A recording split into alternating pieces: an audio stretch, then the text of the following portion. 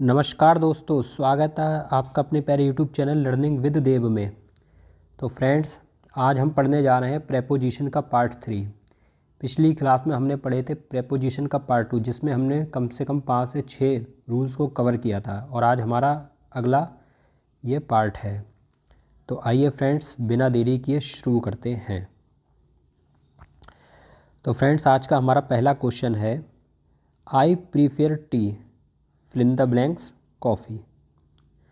तो फ्रेंड्स, यहाँ पर मैं आपको इसका रूल बता देता हूँ कि जब भी आपको किसी सेंटेंस में प्रीफर दिखाई दे तो उसके साथ में हमेशा प्रेपोजिशन टू का प्रयोग करते हैं। जैसा कि मैंने आपको पिछली क्लास में ही बताया था कि कुछ ऐसे वर्ड्स होते हैं जिनके साथ में हमेशा टू का प्रयोग करते हैं, जैसे प्रीफर हो गया, सुपीरियर हो गया, इंटीरियर हो गया।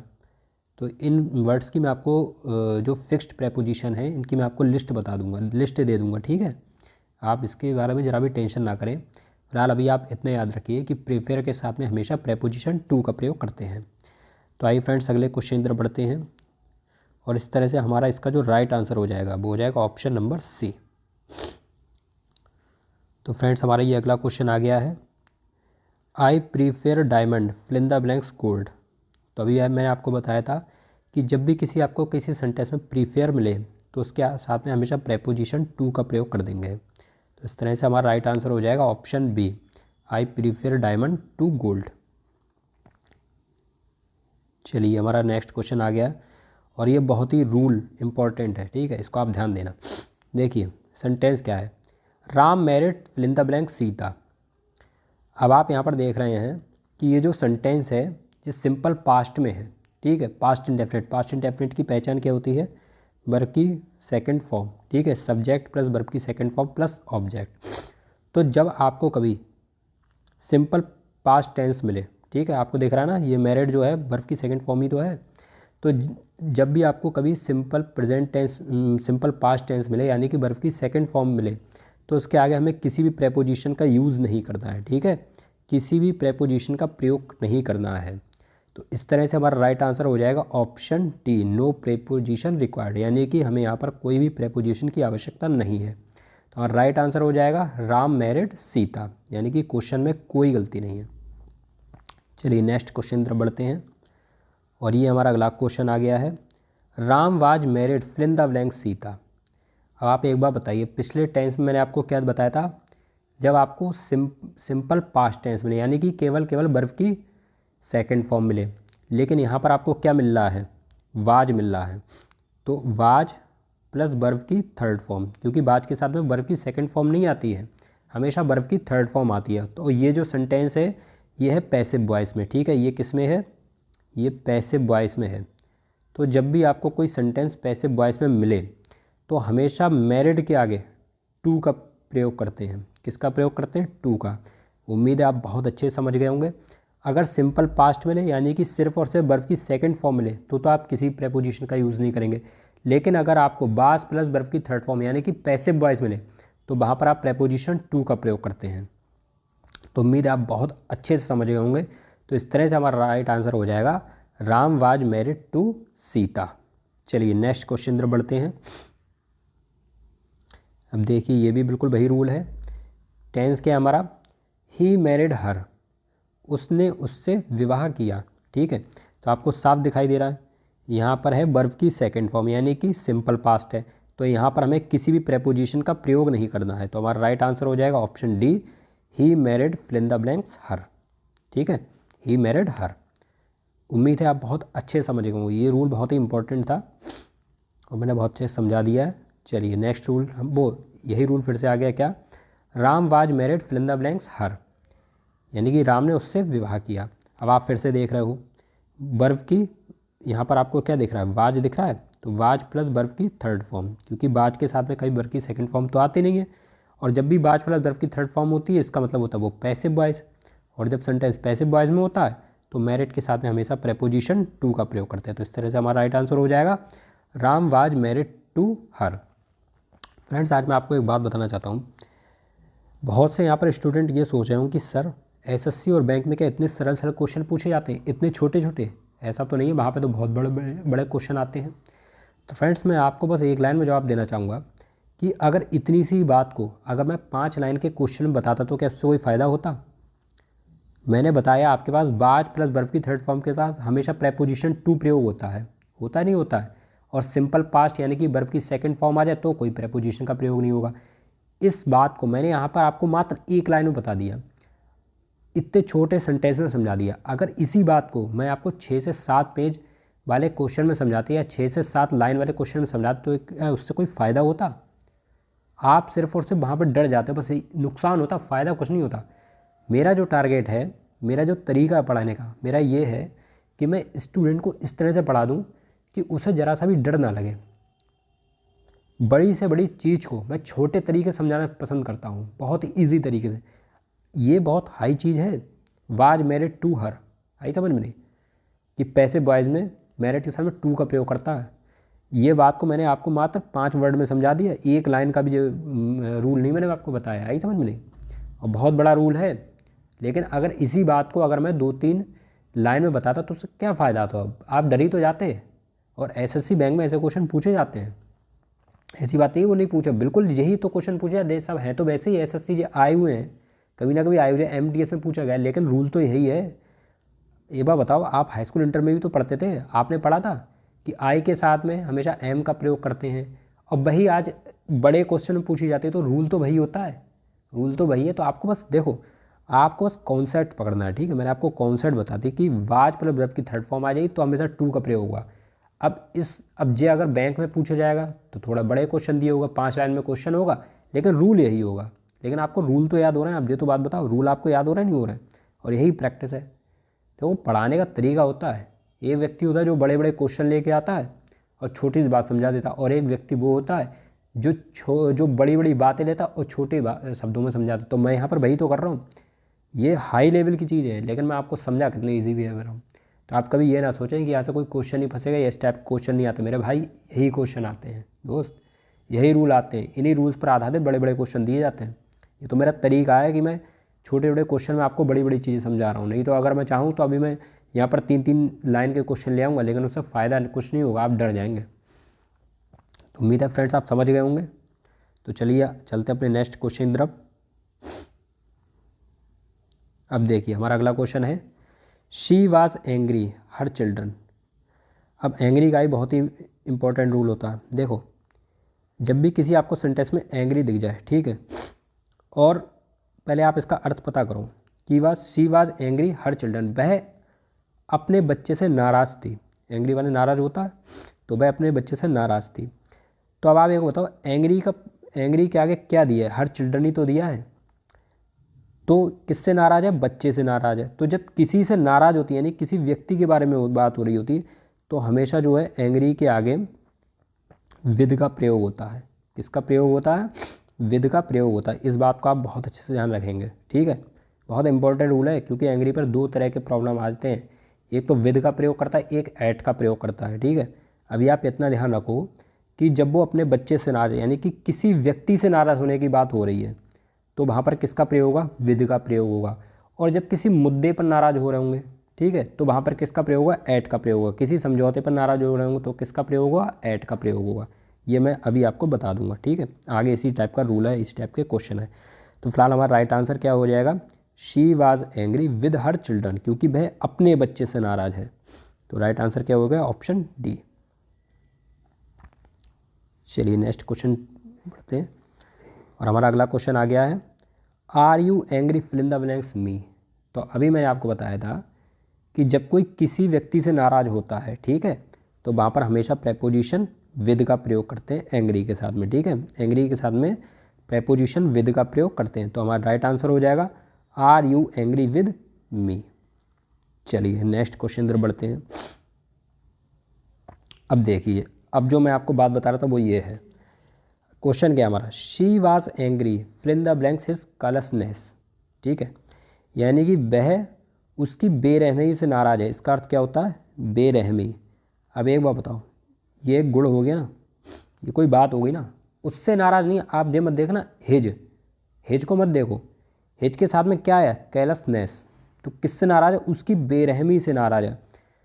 तो जब किसी के गुण से नाराज़ हो तो हमेशा प्रेपोजिशन एट का प्रयोग करते हैं, ठीक है। तो हमारा राइट आंसर हो जाएगा she was angry his carelessness. मैं आपको इसका देखो अंतर में बता दे रहा हूँ पिछले क्वेश्चन में इसमें, क्योंकि हो सकता है अभी आप डाउट खा रहे होंगे, आप सोच रहे होंगे कि सर हिज भी तो किसी व्यक्ति के बारे में बात हो रही है। देखो यहाँ पर क्या दिया था, यहाँ पर दिया था मी दिया था, मी के आगे कुछ दिया था, नहीं दिया था। अगर मी के आगे कुछ और दिया होता, ठीक है, ये मैं आपको ट्रिक बता दे रहा हूँ इसकी। देखो क्वेश्चन में क्या है, एंग्री, क्वेश्चन में क्या है, एंग्री। आगे देखो पढ़ो क्या दिया, मी दिया, मी के आगे क्या कुछ दिया है, नहीं दिया ना, यहीं पे तो वाक्य रुक गया है। तो आप किसका प्रयोग करेंगे, सीधे सीधे आप मी का विद का प्रयोग कर देंगे कि वह मुझसे नाराज़ था। हो गई नहीं होगी, सीधे विद का प्रयोग कर देंगे। अब मी के आगे मैं कह देता केयरलेसनेस, या मैं कह देता मी नहीं होता तो यहाँ पर क्या होता माई, क्योंकि देखो ये तो ऑब्जेक्टिव केस हो गया, ठीक है।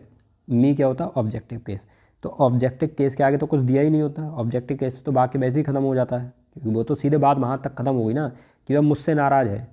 लेकिन अगर माई यहाँ पर दिया होता तो होता कि वो मेरी किसी चीज़ से नाराज़, माई माने होता मेरा, तो मेरी बेरहमी से नाराज़ है, या मेरी बातों से नाराज़ है, या मेरे बिहेवियर से नाराज़ है, तो वहाँ पे माई बिहेवियर होता, तो वहाँ पे हम करते थे ऐट का प्रयोग।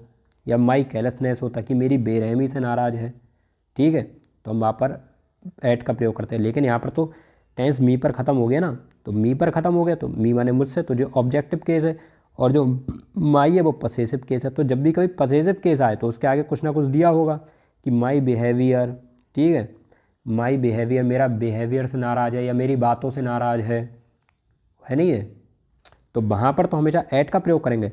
लेकिन जब मी यानी ये तो ऑब्जेक्टिव केस है, यहाँ पर सेंटेंस वैसे ही खत्म हो गया, तो किससे नाराज़, मुझसे नाराज़, तो यहाँ पर विद का प्रयोग करेंगे। तो उम्मीद आप बहुत अच्छे से समझ गए होंगे। अब देखो जी ये वाला भी जो हमने कराया था ना, अब देखो जो हिज है ना, हिज क्या है, हिज पजेसिव है, पजेसिव केस है, तो पजेसिव केस के आगे कुछ दिया होता तो वो क्या है कि मेरी बेरहमी से नाराज़ है, यानी मेरे किसी गुण से नाराज़ है, तो सीधे सीधे ऐट का प्रयोग कर देंगे। भाई अगर ये ना दे के इसकी जगह पर सिर्फ और सिर्फ हिम दिया होता कि वह उससे नाराज़ है, तो यहाँ पर हम विद का प्रयोग करते हैं। तो उम्मीद आप बहुत अच्छे समझ गए, मैंने आपको बहुत अच्छे समझा दिया। अगर अभी भी ना समझ में आया तो आप वीडियो को फिर से देख लेना और इस रूल को समझ लेना। फिलहाल अभी ये देखो आगे भी क्वेश्चन है इस टाइप का। देखो क्या दिया है, he was angry your behaviour. अब देखो योर क्या है, योर भी तो पजेसिव केस है और उसके आगे कुछ दिया है, तो आपको सीधे सीधे ऐट का प्रयोग करना, आपको कुछ सोचना ही नहीं है यार। भाई मैं आपको ट्रिक कितनी बेहतरीन बता रहा हूँ। अगर यही सेंटेंस यहाँ पर योर बिहेवियर ना देकर सीधे सीधे यू दिया होता, तो जो ऑब्जेक्टिव केस होता टेंस यहीं पे ख़त्म हो गया होता, तो आप विद का प्रयोग करते नहीं करते। लेकिन यहाँ पर तो योर बिहेवियर दिया है ना, योर के आगे कुछ दिया है नहीं दिया है। भाई जब पजेसिव केस है तो पजेसिव केस के आगे सीधे ऐट का प्रयोग करोगे बस, तो क्या हो जाएगा, right answer she was angry at your behaviour. अब देखो अभी हमारा अगला क्वेश्चन आ गया, ये भी बिल्कुल वैसा ही है जो अभी एंग्री वाला सेम था, सेम यही है एनवाइड वाला केस, ठीक है, ये भी आपको ध्यान रखना है। अब क्या, आई एम एनवाइड हिम, तो एनवाइड आ गया, तो एनवाइड के आगे अगर देखो ऑब्जेक्टिव केस है, ठीक है, सीधे आप क्या करोगे, एनवाइड विद हिम, किसका प्रयोग करोगे, एनवाइड विद। जो अभी एंग्री के साथ में कर रहे थे, एंग्री के अंदर ऑब्जेक्टिव केस आ रहा था, क्या किसका प्रयोग कर दे रहे थे आप, सीधे सीधे आप विद का प्रयोग कर, वो ही आप यहाँ पर करो, तो आपका राइट आंसर हो जाएगा option A, I am envied with him. चलिए नेक्स्ट क्वेश्चन है, I am envied the mismanagement, ठीक है। अब देखो आप समझ गए होंगे, यहाँ पर कोई आपको ऑब्जेक्टिव केस दिया नहीं दिया है। भाई मैं ऑब्जेक्टिव केस क्या है, यहाँ पर मिसमैनेजमेंट है, तो मिसमैनेजमेंट क्या है, mismanagement, I am envied the mismanagement, यानी कि मैं नाराज़ हूँ किससे, मिसमैनेजमेंट। मिसमैनेजमेंट क्या होता है, जैसे जो कि कोई चीज़ जैसे मैनेज करनी थी, ठीक है, उसमें लापरवाही हो गई तो वो मिसमैनेजमेंट हो गया। भाई मैनेजमेंट होता ना, वो जो चीज़ को मैनेजर क्या होता है, जो चीज़ को मैनेज करता है, तो यहाँ पर तो मिसमैनेजमेंट हो गया उसने, यानी कि उसकी लापरवाही से नाराज़ है, तो यहाँ पर किसका प्रयोग होगा, तो यहाँ पर सीधे सीधे ऐट का प्रयोग होगा। और अगर यहाँ पर कोई दिया होता ऑब्जेक्टिव केस कि आई एम एनवाइड यू है, तो वहाँ पर आप सीधे विद का प्रयोग कर देते। तो उम्मीद आप बहुत अच्छे से समझ गए होंगे। अब देखो ये क्वेश्चन क्या दिया है, देवर एनवाइड हिम, एनवाइड हिम दिया है, तो हिम दिया, ऑब्जेक्टिव केस दिया है, सीधे सीधे आप विद का प्रयोग कर दो। समझ गए नहीं समझ गए, कितना सरल सा तरीके से मैं आपको बता रहा हूँ। अब देखो ये क्या दिया है, I am envied his behaviour, I am envied his behaviour, तो बिहेवियर दिया ना, ये क्या पजेसिव केस, पजेसिव केस के आगे कुछ दिया होता, तो जब कुछ दिया होता तो ऐट का प्रयोग हो जाता है। देखो जो अभी एग्री में आप समझ रहे थे, बिल्कुल वही आपको एनवाइड में समझना है, आपको कुछ सोचना ही नहीं है। आप याद कर लो, एंग्री और एनवाइड ये बिल्कुल सेम है। एंग्री और अनॉयड बिल्कुल सेम है। एंग्री के आगे कुछ अगर ऑब्जेक्टिव केस दिया होता था, ठीक, कुछ नहीं दिया होता तो आप सीधे से विद का प्रयोग कर देते थे, लेकिन दिया था कि योर बिहेवियर या हिज बिहेवियर तो आप एट का प्रयोग करते थे। वही आप एनवायड में कर रहे हो। एनवायड में क्या है, अब जे पॉजिटिव केस है, हिज के साथ में क्या दिया, बिहेवियर, तो एट हो जाएगा। और अगर अभी दिया था आई एम एनवायड हिम तो विद होता। तो बहुत अच्छा समझ गया हूँ मैं। चलिए नेक्स्ट क्वेश्चन हमारा, और नहीं समझ में आया तो आप फिर से वीडियो को रिपीट कर दो, मैंने तो पूरा रूल आपको बता दिया, इससे आया कुछ है नहीं इसमें। एनवायड में भी देखो यही 2 केस बनते हैं, वही एंग्री में बनते हैं। चलो नेक्स्ट क्वेश्चन क्या है हमारा, my watch is superior fill in the blanks yours. जी अभी मैंने आपको पहले ही क्वेश्चन बताया था, प्रीफियर हो गया, सुपीरियर हो, इंटीरियर हो गया, इनके साथ में हमेशा प्रेपोजिशन टू का प्रयोग करते हैं। तो राइट आंसर क्या हो जाएगा, my watch is superior to yours. चलिए नेक्स्ट क्वेश्चन तरफ बढ़ते हैं। I was filled fill in the blanks grief. ठीक है, तो जब भी देखो फिल्ड आए तो फिल्ड के साथ में हमेशा प्रेपोजिशन विद का प्रयोग करते हैं। आपको कुछ सोचना ही नहीं है भाई, कुछ नहीं आपको सोचना है। यही क्वेश्चन को मैं 5 लाइन में दे देता, फील्ड दे देता, उसके आगे क्या प्रेपोजिशन यूज होता, विद। तो क्या आपको कुछ सोचने की ज़रूरत है, यहीं पे ही आप लगा दो। फील्ड देखो, फील्ड देखा सीधे दिमाग में आएगा भाई विद यूज कर दो, हटाओ, कुछ चक्करबाजी में तुम कुछ अर्थ मत निकालो। आपको ग्रीफ नहीं पता भाड़ में जाए, आई नहीं पता भाड़ में जाए, आपको फील्ड दिखा सीधे विद मार दो, बस हो गया आंसर। भाई मैं आपको इस तरह से पढ़ा दूंगा ना, आप इंग्लिश में कला खिला दोगे भाई, मैं कह रहा हूँ। अब क्या next, he was filled fill in the blanks wonder.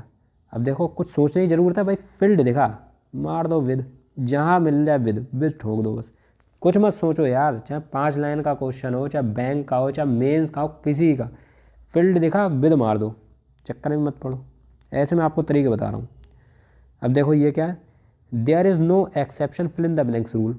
Exception के साथ में हमेशा प्रेपोजिशन टू का प्रयोग करते हैं, कुछ नहीं सोचना, कुछ नहीं सोचना। एक्सेप्शन के साथ में हमेशा प्रेपोजिशन टू का प्रयोग करते हैं। जहाँ एक्सेप्शन मिला, देखो किस ऑप्शन टू है, ऑप्शन डी में है, राइट आंसर हो जाएगा, there is no exception to this rule.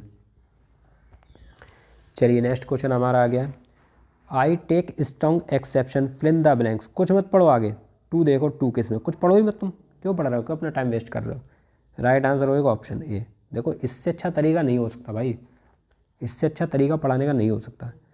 I take strong exception to your assessment of a singing ability. चलिए नेक्स्ट क्वेश्चन में बढ़ते हैं। अब देखो ये भी है प्रेपोजिशन, ये भी बहुत फिक्स है। I inquired fill in the blanks him about the progress. जहाँ भी इंक्वायर्ड मिल जाए, आई समझ, जहाँ भी इंक्वायर्ड मिल जाए, ऑप्शन देखो कहाँ पे ऑफ दिया है। इंक्वायर्ड के साथ में हमेशा प्रेपोजिशन ऑफ का प्रयोग होता है, मार दो घुमा के, ऑफ लगा दो, ठीक है, कुछ नहीं इसमें सोचना भाई, इंक्वायर्ड के साथ में हमेशा ऑफ होगा। आप कोई बुक खरीद लेना और वहाँ से इसकी क्वेश्चन लगा लेना, ठीक है, प्रैक्टिस करना।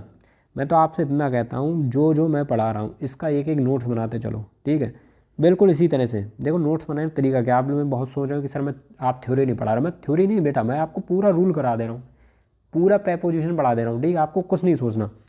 आप कैसे नोट्स बनाओगे, आपने पहले क्वेश्चन लिखा, I inquired fill in the blanks him about the progress, ठीक, उसके बाद आप इंक्वायर्ड को थोड़ा सा हाईलाइट कर देना, इस तरह से ना करना, नीचे आप बस एक लाइन खींच देना रेड कलर की, ब्लू कलर की, ठीक है, उसके आगे आप प्रेपोजिशन ऑफ का प्रयोग कर देना, आपको हमेशा याद रहेगा, आई inquired of him about the progress. इस तरह से नोट्स बनाओ, जरूरी नहीं तुम सब कुछ लिखो कि मैं लिखा हूँ कि इंक्वायर्ड के साथ में ऑफ का प्रयोग करते हैं, कि सुपीरियर के साथ में टू का प्रयोग करें, क्या करना है यार, तुम केवल क्वेश्चन लिख लो, बस नीचे हाईलाइट कर दो, प्रेपोजिशन के नीचे हाईलाइट कर दो, तुम्हें ज़्यादा कुछ पढ़ना ही नहीं, क्वेश्चन पूरा नहीं पढ़ना है, तो बस इस तरह से याद करना, इंक्वायर्ड ऑफ, तुमने जो टेंस पढ़ा, इंक्वायर्ड ऑफ सुपीरियर टू, ऐसे याद करना है, ठीक है। चलिए नेक्स्ट क्वेश्चन में बढ़ते हैं। चलो ये क्या, I inquired fill in the blanks the clerk about the departure time of the train. अब ये मैंने अभी आपको बताया था, अब इस क्वेश्चन का जवाब कमेंट बॉक्स में देंगे। अब मैं क्या बताऊँ भाई, तो अभी मैंने आपको सिखाया था ना और सीख भी गए होंगे, तो इस क्वेश्चन का जवाब आप कहाँ पर देंगे, कमेंट बॉक्स में देंगे। तो फ्रेंड्स आज का हमारा सेशन कंप्लीट हो चुका है और अगली हम क्लास में मिलते हैं, और जहाँ पर हम प्रेपोजिशंस के और नए रूल्स पढ़ेंगे। ये चैप्टर आपका काफ़ी लेंदी है, लेकिन मैं यहाँ पर गारंटी लेता हूँ, मैं आपको इस लेवल का पढ़ा दूंगा कि ये भी आपकी प्रेपोजिशन नहीं छूटेगी। आप किसी का भी पेपर देना, चाहे आप सीजीएल मेंस का देना ना, चाहे बैंक में पीओ, जिसका आप देना चाहो, जिसका आपका पेपर है, यूपी पीसीएल का पेपर है, वहाँ भी काम आने वाली है, ठीक है। जे आपके ऑल एग्ज़ाम के लिए है, ठीक है। ऐसा मैं आपको पढ़ा रहा हूँ, किसी भी एग्ज़ाम में बैठ जाना, कोई भी आप क्वेश्चन नहीं छोड़ोगे, ठीक है। तो उम्मीद है फ्रेंड्स आपको हमारी वीडियो पसंद आई होगी। तो अगर आपको हमारी वीडियो पसंद आई तो प्लीज़ वीडियो को लाइक करें, चैनल को सब्सक्राइब करें और बेल आइकन को प्रेस करें, और मिलते हैं अगले नेक्स्ट वीडियो में। तब तक के लिए नमस्कार, जय हिंद, वंदे मातरम।